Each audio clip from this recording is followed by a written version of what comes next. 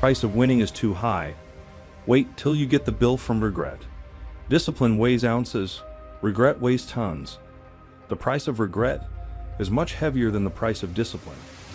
You never want to wake up one day, 1 week, 1 month, 1 year down the road and go, shit, man, I wished I would have listened to my gut. I wish I would have done this thing.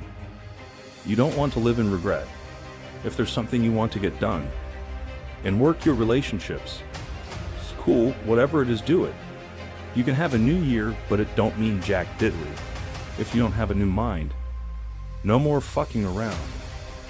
You want your life to be better? I can't help you. Only you can help you. Wake yourself up. In setting goals, it's very simple. Number one, decide what you want. You just take a little time. You sit down and say, what do I want?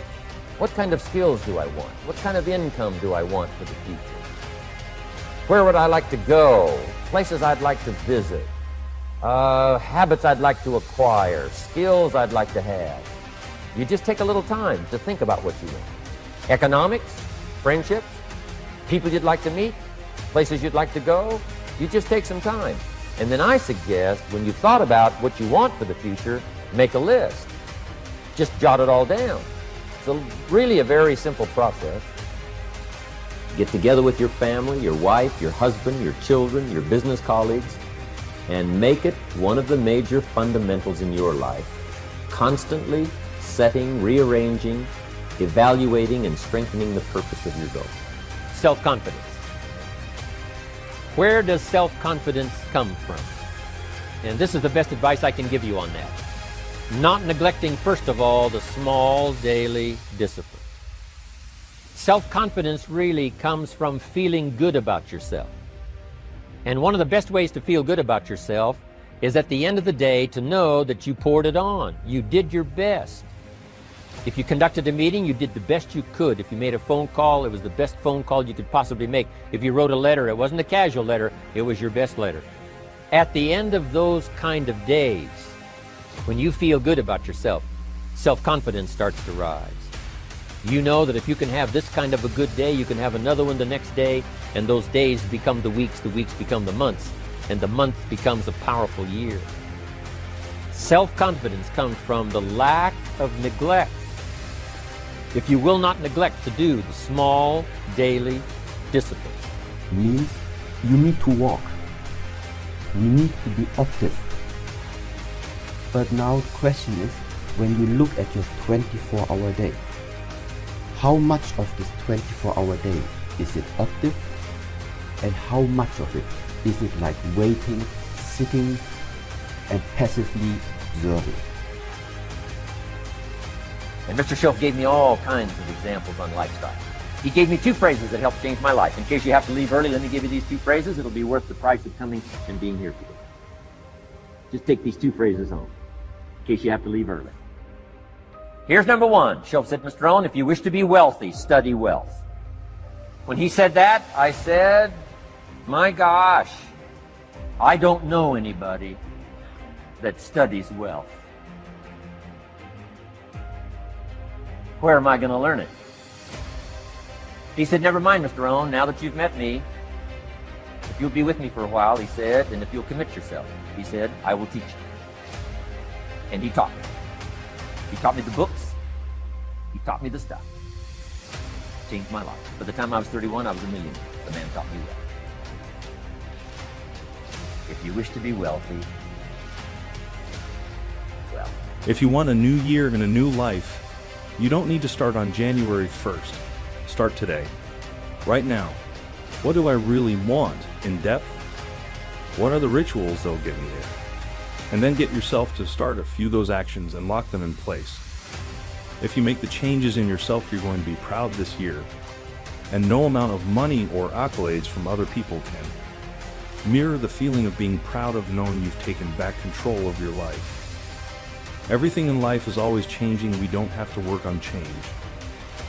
Change is automatic, but progress is not. So if you want to make real progress, you got to say, I got to take control of this process and not just hope it's going to work out. When you resolve this is how it's going to be, that's when you cut off any possibility, except the thing you've committed to. If you want to take the island, you burn the boats. 'Cause when you burn those boats, there's no going back. You're gonna find a way to make things work. You gotta do your best work when you're least motivated. Kids ought to be taught from the time they're just small what to do with $1. If a child has $1 and goes and spends it, right away they've developed the wrong habits. And sure enough, if they continue those poor management habits over the first $1, you can imagine they're probably going to do the same poor things with those same dollars when they get older. The plans we learn when we're small, sure enough, are most often the plans we follow the rest of our lives. What to do with your money and where to put it. We teach in the care and feeding of the goose that lays the golden eggs. You've got to be a happy taxpayer. You've got to make sure some of your money goes into financial institutions so that successful people can borrow it and start other businesses that employ more people. You've got to make sure that you give some of your money for charity. So for charity and for taxes and for savings and for the accumulation of capital, it's very important to have a management plan.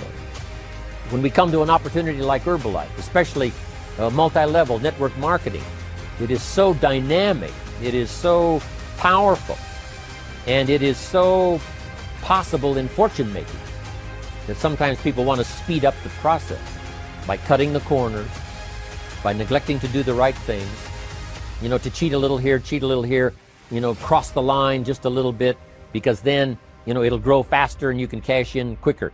Not necessary here. Doing Herbalife right will build your fortune longer and stronger than trying to cut the corners and not doing it right. Vitally important. Building and developing your own character. Here's the next key power, and that's image. There's many parts to image. The image that others see you as, the image you have with other people. And that's very important, how other people see you. Mr. Schultz said, Mr. Owen, if you wish to be happy, study happiness. I didn't know happiness was a study. My best hope for happiness at age 25 was to just go through the day with my fingers crossed, hoping somehow something would make me happy. Schultz said, no, Mr. Owen, happiness is not something you postpone.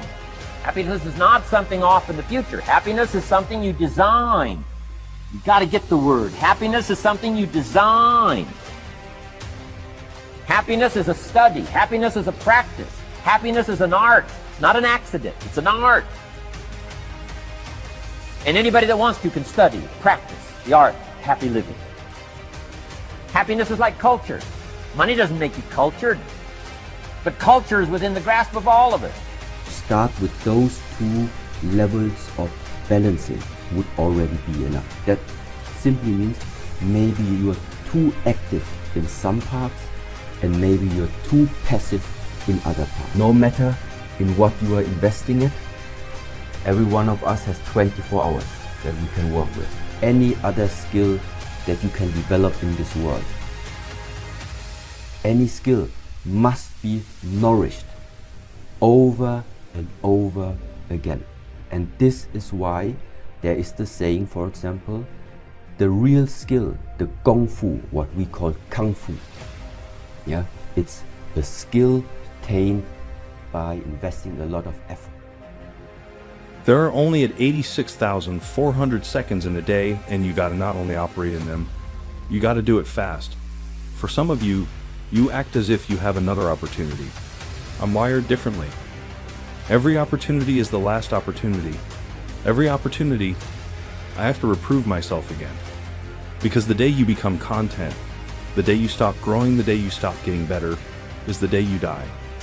Be what it is you claim to be about. Be what it is you truly want to be. If you truly want to be successful, if you truly want to change your life, if you truly want to lose 50, 100, 200, 500 *king pounds, be about it today. You master the present. And when you get to the point where you start winning the day, then you start winning a week, and then you start winning a month, and then you start winning a year. Are you hearing what I'm saying? You got the bet on you. You believe in everybody else. You clap for everybody else. You support everybody else. But when are you gonna look in the mirror and believe in the damn person you see? It's about time for you to believe in you. because you got it. Most people try to design tomorrow and next week and next month in their head. They try to just decide what they're going to do. And most people don't even think that far ahead. They think, I have to get up in the morning and go to work, and that's about the extent of it. But a game plan for financial independence, a game plan for your work time, a game plan for your personal time. The family needs a game plan so that you won't miss some of the important things that are helpful to your life and to your success. The kids need a game plan. Mom needs a game plan. Dad needs a game plan. You need a business game plan. You need a game plan for your office. If you're in business, a game plan for your business. A detailed plan for the use of your work time. In the leadership seminar, we talk about how to put together this detailed plan for the day and for the week and for the month. How to stretch out a plan for 6 months and for a year. In doing business around the world, we found that you have to detail the plans in great detail. Otherwise, sure enough, you're going to miss something. Second question you must answer is, where am I from? Very important question. It's a tough question. As a matter of fact, humans have been trying to answer this question for over 2,000-3,000 years. Today, they have been even attempting to say that you are from monkeys. They talk about evolution, but they try to explain that you came from some big bang that caused some genetic coding in the slime, in the abyss of 6 billion years, and all this stuff they talk about. They're trying to explain where you're from. You see, until you know where you're from, you don't know who you are. What is your source? Where did you come from? It's a very important question. And the third question I have to answer is, why am I here? That's a tough question. Why were you born? Why were you conceived? Why are you on this planet right now? Why did you come to Earth? These are tough questions.